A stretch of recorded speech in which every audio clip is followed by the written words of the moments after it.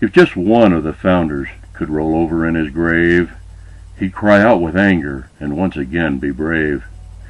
He'd awaken the Constitutional Army and all the others to fight for justice again with all his valiant brothers.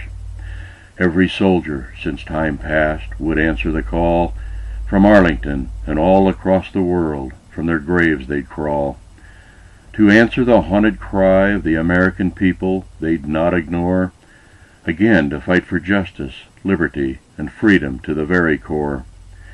They'd gather together as the biggest army ever born, and march on Washington and give our leaders their immortal scorn.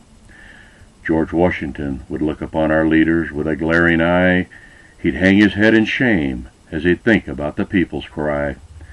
People of today know not what they've lost. Diversity and greed is their call, but to good citizens it's a dreadful cost. Abe Lincoln would sadly shake his head and think about our great land. A house divided against itself cannot stand. Freedom, liberty, and the land we no longer own. Like Native Americans, the greedy banks and governments will never leave us alone. Slaves we become in the land of the once free.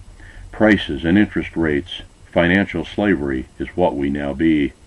With the tears of our founders and justice our heavenly cry, let not our great nation reach the time that it might very well die.